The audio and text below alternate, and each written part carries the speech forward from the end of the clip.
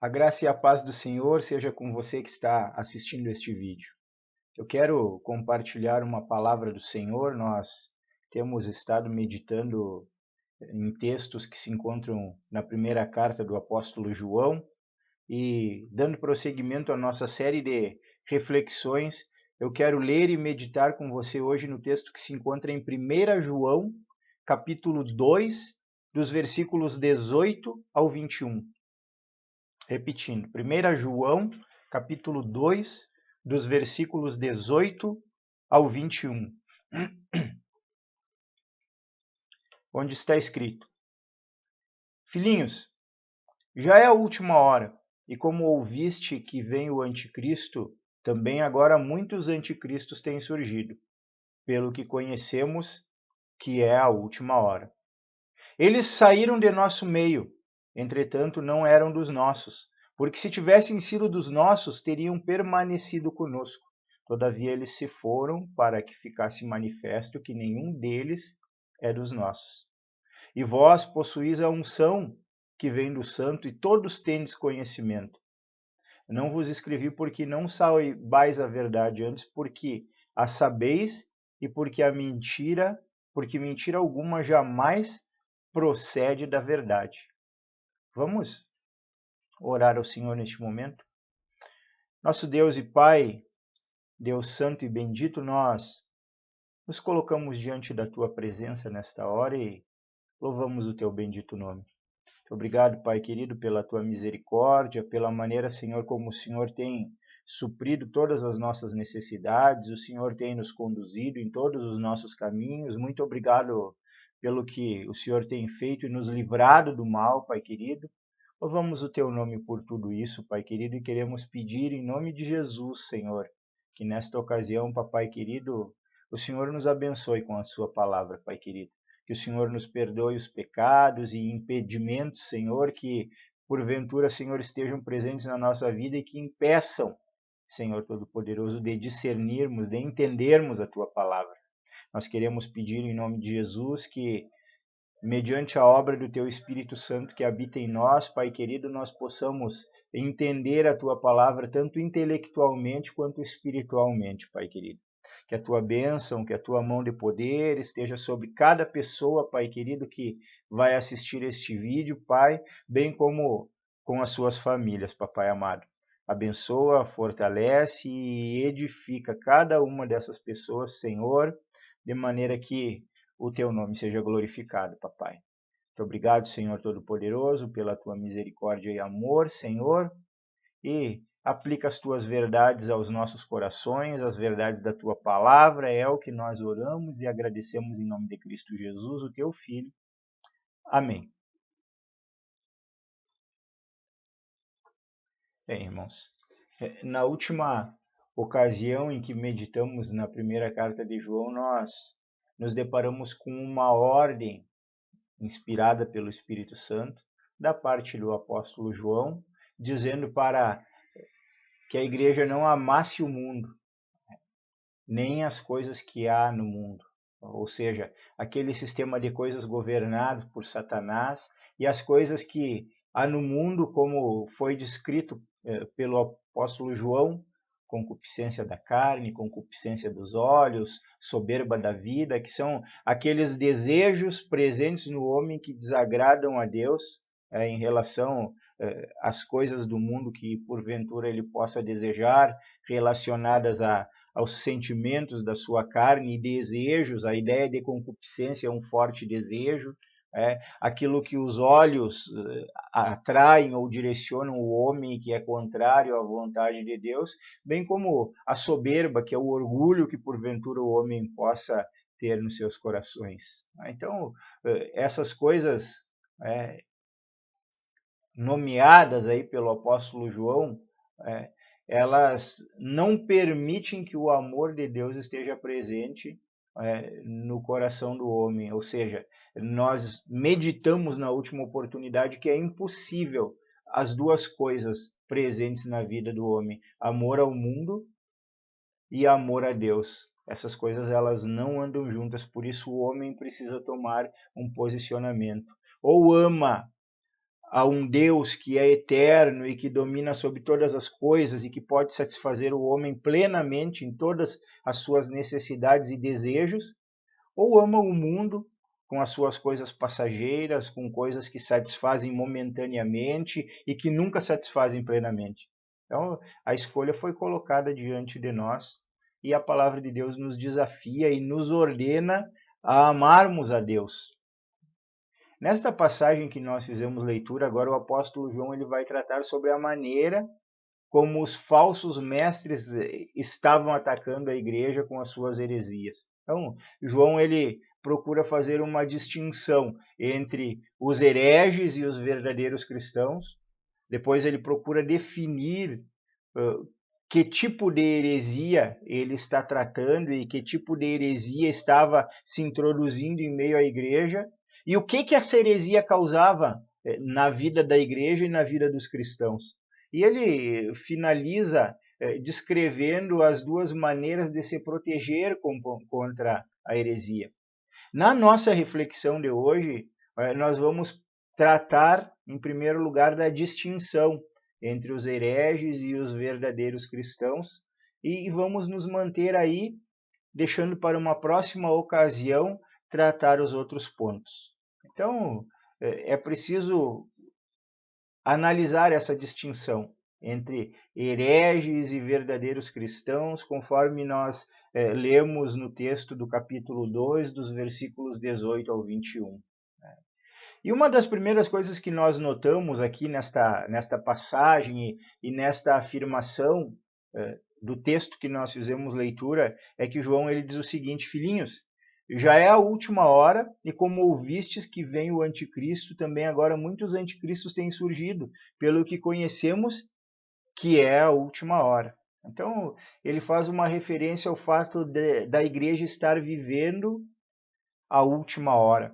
O que nem sempre é bem compreendido por todos os cristãos, porque a ideia de uma última hora na concepção, no entendimento, no pensamento de alguns cristãos, diz respeito aos últimos tempos, os tempos finais antes da vinda de Cristo.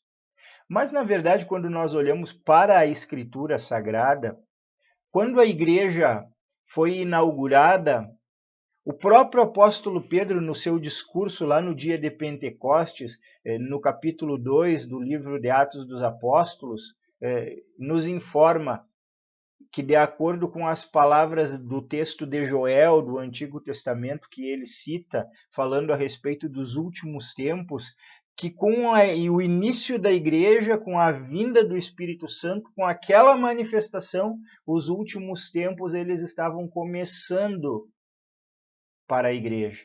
Ou seja, quando nós lemos aqui que estamos vivendo a última hora, desde que Cristo inaugurou a sua igreja,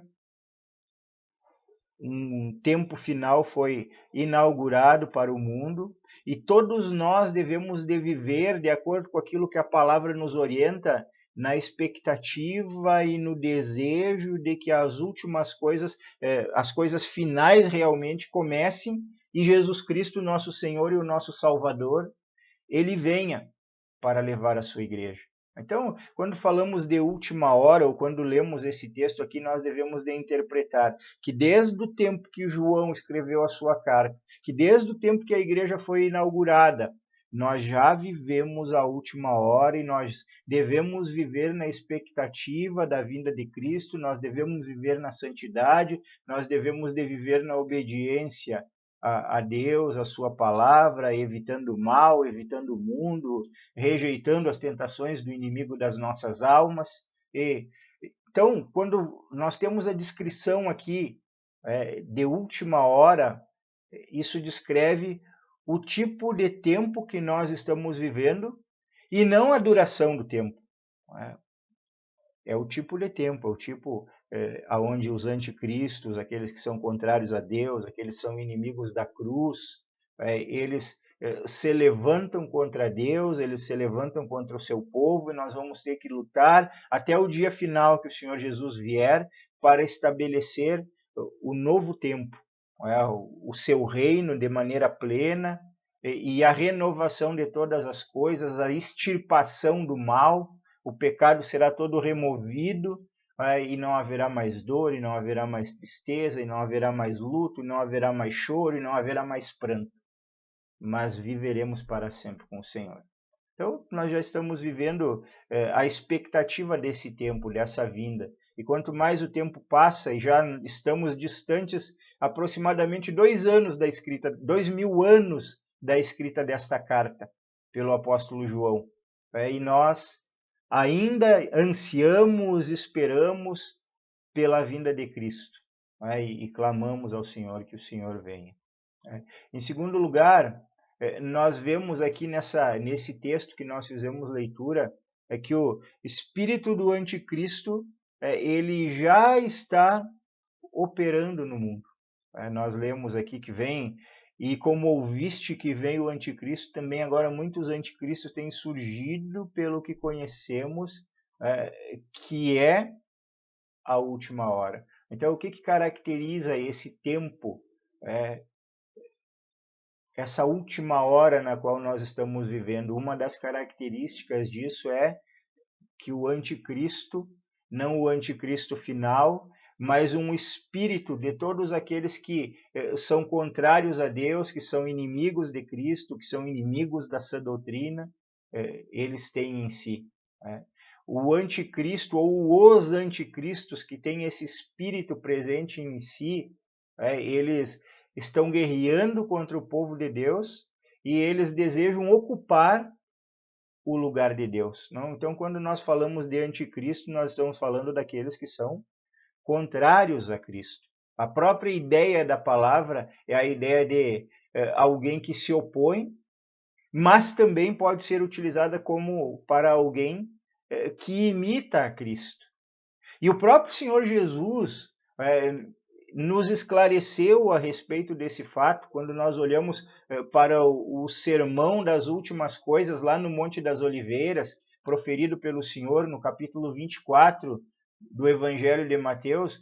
O Senhor Jesus nos ajuda a compreender melhor esse assunto a respeito do anticristo, a respeito da sua vinda, dos anticristos, desse espírito que já está presente em muitos que são inimigos de Cristo, que se opõem a Cristo. Vejamos algumas afirmações do Senhor Jesus no capítulo 24 do Evangelho de Mateus. Em primeiro lugar, no versículo 5, o Senhor Jesus ele diz assim: levantar-se-ão muitos falsos profetas e enganarão a muitos.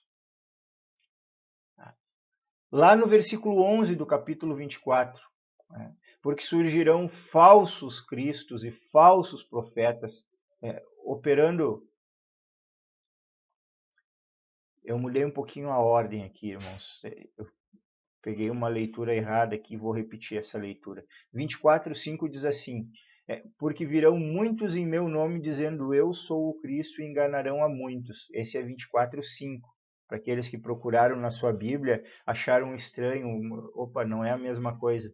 É porque eu inverti a leitura do texto, eu fiz a leitura do versículo 11 no lugar do versículo 5. Então o 5 diz assim, porque virão muitos em meu nome dizendo eu sou o Cristo e enganarão a muitos. Versículo 11 diz, levantar-se-ão muitos falsos profetas e enganarão a muitos. E versículo 24 do capítulo 24 diz assim, porque surgirão falsos cristos e falsos profetas, operando grandes sinais e prodígios para enganar, se possível, os próprios eleitos. Então, nós temos aqui uma narrativa de que viriam alguns em nome de Jesus, dizendo eu sou o Cristo, e que enganariam. Aqui o Senhor está falando das últimas coisas. Diz que se levantariam muitos falsos profetas, enganando a muitos. Então, ele fala depois, tanto falsos cristos quanto falsos profetas, que em alguns momentos operariam grandes sinais e prodígios, que se possível, só que não é possível, enganariam os próprios eleitos, ou seja, aqueles que são eleitos de Deus, aqueles que têm em si a presença do Espírito Santo, eles não são enganados por aqueles que se colocam contra Cristo, que são inimigos de Cristo, e que já operavam no tempo de João, conforme ele diz, e que continuam operando nos nossos dias. Quantos sinais ou supostos sinais, quantas argumentações, quantas promessas de prosperidade, quantas promessas de cura, por vezes nós vemos oferecidas nos nossos dias, tentando afastar as pessoas da doutrina fiel, do comprometimento, da vida de santidade. Nós vemos muita distorção do evangelho operada por muitos falsos profetas que dizem que vêm em nome de Cristo, intentando enganar aqueles que são o povo de Deus. Então, lembrando aquilo que nós dissemos já antes, a ideia de ante na palavra Cristo tem dois significados. O primeiro significado é contra, ou seja, apesar de eles utilizarem a fé cristã, apesar de muitas vezes utilizarem a palavra de Deus, eles são contra Cristo.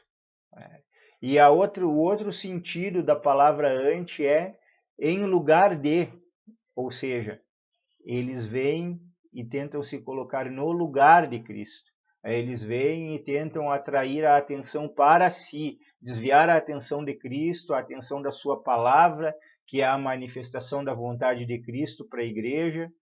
E o anticristo que virá, o anticristo final, que virá em nome de Cristo, a palavra de Deus profetiza, fala a respeito dele para um tempo futuro, é alguém que vai enganar a muitos em nome de uma falsa religião, em nome de um falso cristianismo, em nome de uma falsa fé. Nós podemos ver o apóstolo Paulo falando a respeito dele.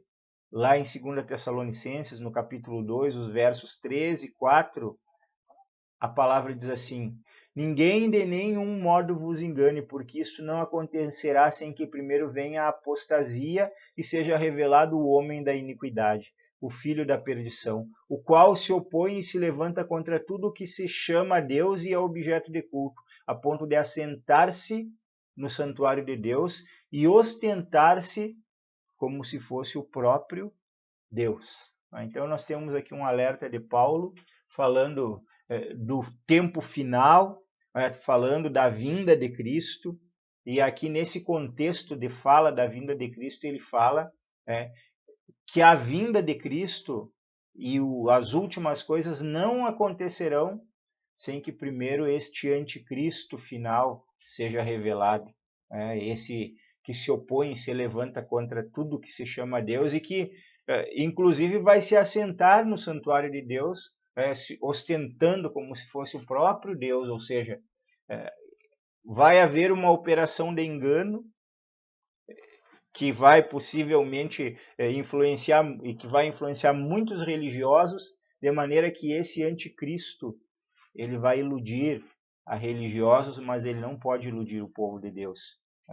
E aqui nos é dito isso, que esse espírito já está presente, já está atuando desde o tempo de João, continua atuando, e isso faz com que nós reconheçamos que estamos vivendo a última hora e que em algum momento da história o Senhor Jesus ele vai se revelar. Uma terceira questão que é tratada no texto que nós fizemos leitura é que os anticristos eles saem de dentro da própria igreja. Nós nos deparamos no verso 19 com a seguinte afirmação: eles saíram de nosso meio, entretanto não eram dos nossos, porque se tivessem sido dos nossos, teriam permanecido conosco. Todavia eles se foram para que ficasse manifesto que nenhum deles é dos nossos.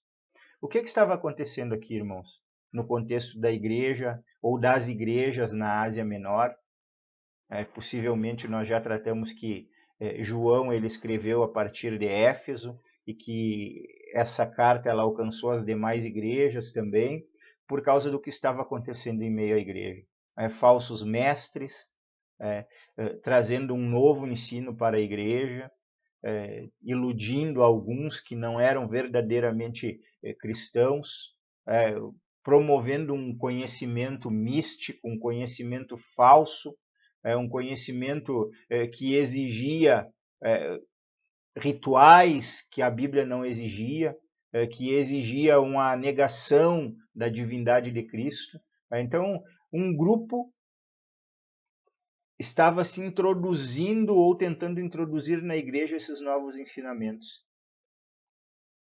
Fruto dessa tentativa desses falsos mestres, que possivelmente eram bem argumentativos, que eram capazes de influenciar muitas pessoas, nós vemos a declaração de João aqui de que alguns saíram do meio da igreja, iludidos por esse tipo de ensinamento, iludidos por esses falsos mestres, e talvez alguns falsos profetas se levantaram em meio à igreja e saíram da igreja. E aqui João diz, olha, eles saíram do nosso meio porque eles não eram dos nossos. Aqui nós nos deparamos, irmãos, com duas doutrinas importantíssimas da palavra de Deus. A primeira, a perseverança dos santos.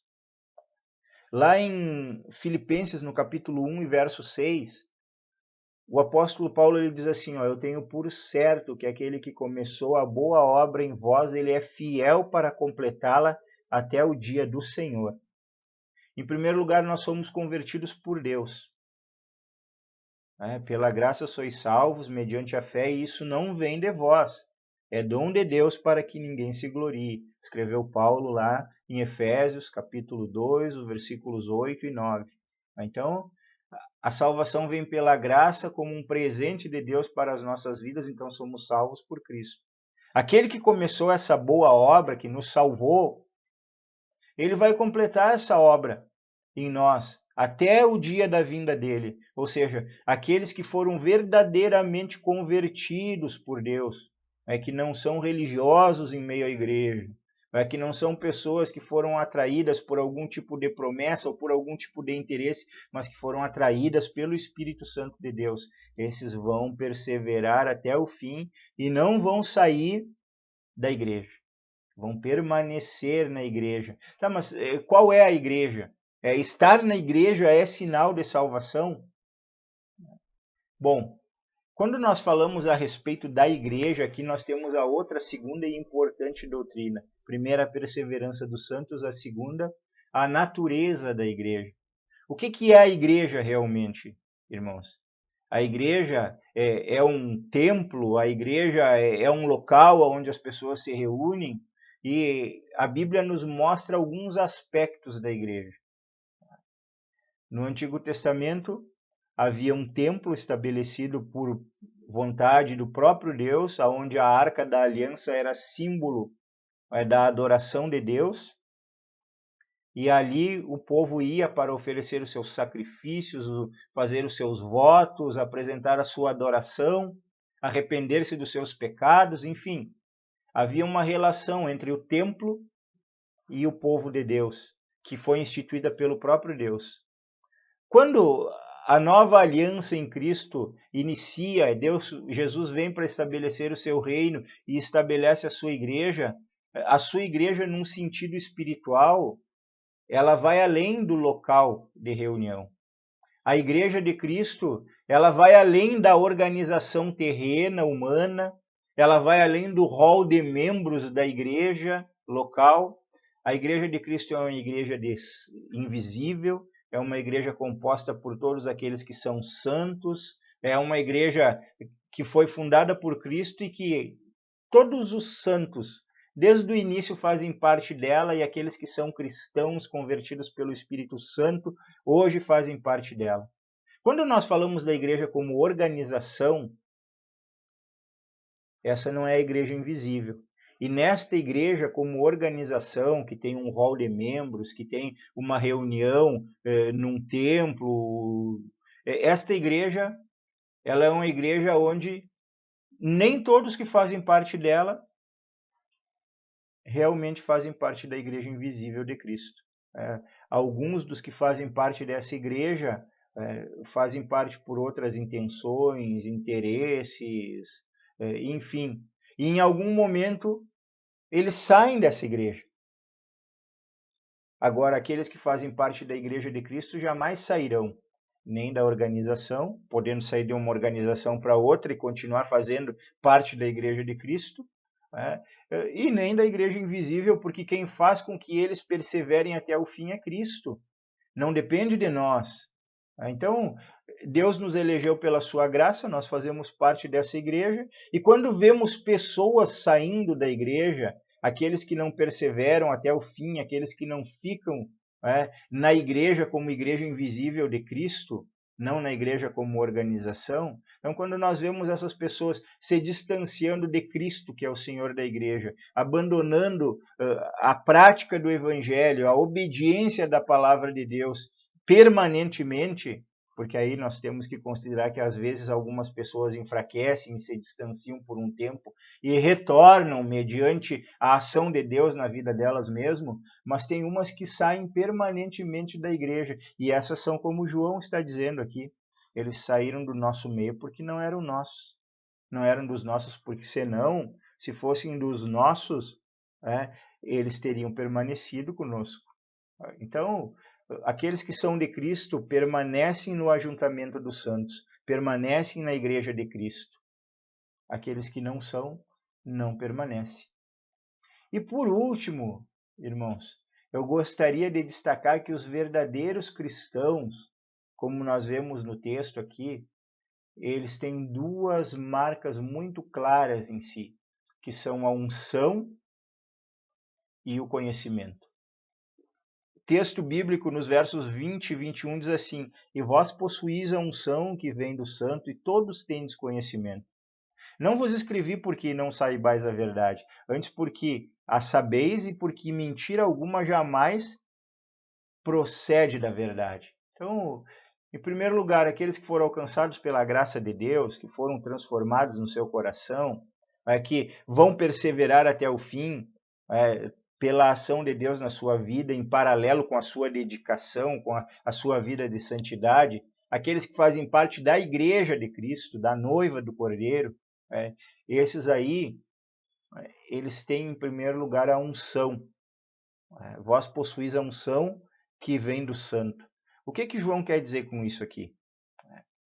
Essas pessoas, elas estão onde estão e permanecem onde estão porque elas receberam em si o Espírito Santo. Elas têm o selo do Espírito Santo. A unção aqui, quando nós falamos de unção, nós lembramos do que era feito no Antigo Testamento. No Antigo Testamento, as pessoas elas eram marcadas externamente. O sacerdote ele era ungido, o levita ele era ungido, o rei ele era ungido, o profeta ele era ungido com óleo como marca da presença do Espírito Santo na vida dele e do ofício que ele ia exercer, fosse como sacerdote, fosse como profeta.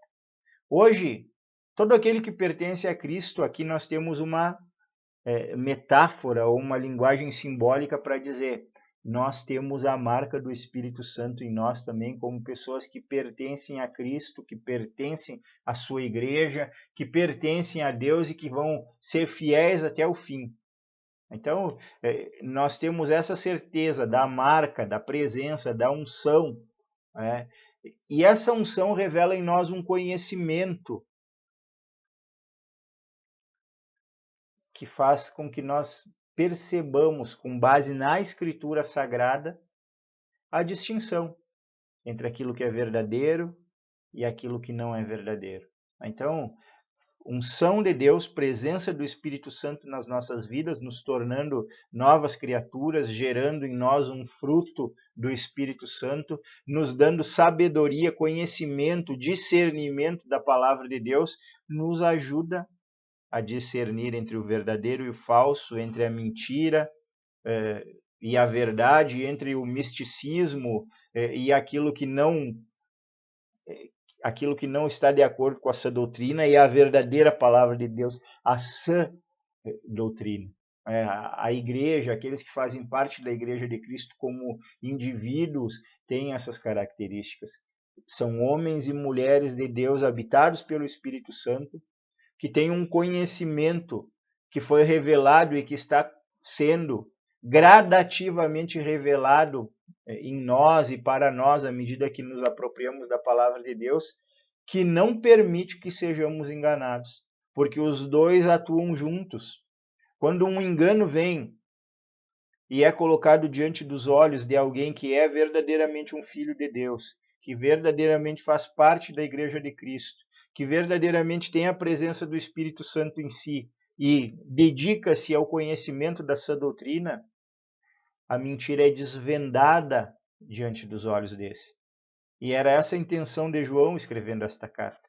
É que os irmãos que estavam sendo ali expostos a uma tentativa de sedução, do engano, por os gnósticos, que eles olhassem para a sã doutrina na qual eles tinham sido instruídos, que eles confiassem na presença e no poder e na marca do Espírito Santo na vida deles, que eles não seriam enganados, porque Deus estaria com eles.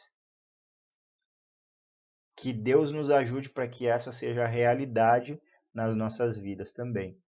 Meus irmãos, nós vimos então, nesta ocasião, nesta oportunidade, a abordagem do apóstolo João fazendo uma distinção entre os hereges e aqueles que fazem parte da Igreja de Deus, aqueles que estão conectados a essa doutrina. Nós estudamos alguns pontos aqui, demonstrando, em primeiro lugar, que desde o que a Igreja foi estabelecida, nós estamos vivendo um último tempo e a cada geração nós esperamos a vinda de Cristo. Nós meditamos a respeito do fato de que o Espírito Santo ele já está, de que o espírito do anticristo ele já está operando no mundo, guerreando contra o povo de Deus, se levantando com seus falsos ensinos, com as suas falsas tentativas. Nós analisamos o fato de que os anticristos, muitas vezes eles saem de dentro da própria igreja, mas que aqueles que são verdadeiramente cristãos têm algumas características, eles perseveram até o fim. A Igreja de Cristo é uma igreja da qual eles fazem parte, que ela é não apenas uma organização, mas ela é a igreja invisível, da qual todos os cristãos fazem parte, e que como cristãos nós temos duas marcas que nos distinguem dos demais, que é a presença do Espírito Santo nas nossas vidas e o conhecimento revelado pelo Espírito Santo da palavra de Deus, que não nos deixa ser enganados.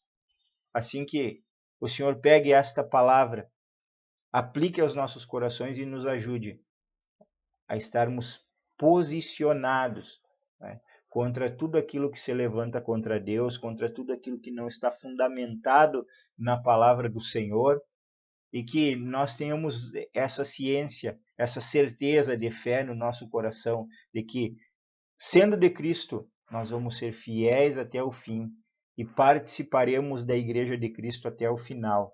E seremos instrumentos de Deus, inclusive, para ajudar aqueles que, pela sua fraqueza, de alguma maneira se distanciaram da Igreja.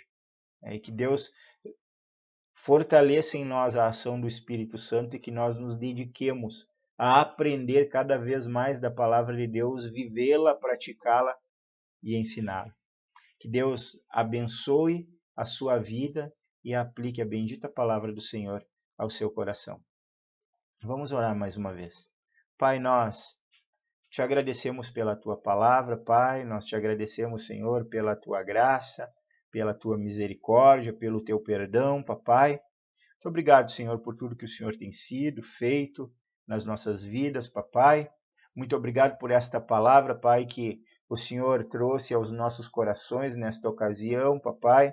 Obrigado porque a tua palavra diz que nós já estamos vivendo a última hora, os últimos tempos, e nós ansiamos pela vinda do nosso Senhor e Salvador Jesus Cristo.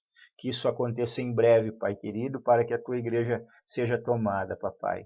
Também, Senhor Todo-Poderoso, agradecemos, Senhor, pela percepção, Pai, de que em meio à igreja de Cristo, por vezes existem aqueles que não fazem parte dela e que podem ser, inclusive, contrários à sã doutrina, à verdade e inimigos de Cristo e da fé. Dá-nos o discernimento, Pai querido, para reconhecer estas pessoas e tira do nosso meio das pessoas, Papai querido.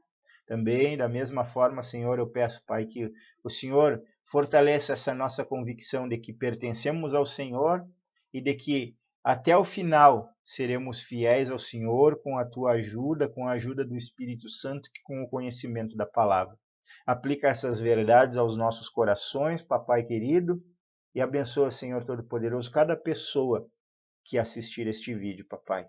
É o que eu oro e agradeço ao Senhor em nome de Cristo Jesus. Amém. Até a próxima oportunidade, que Deus abençoe a sua vida.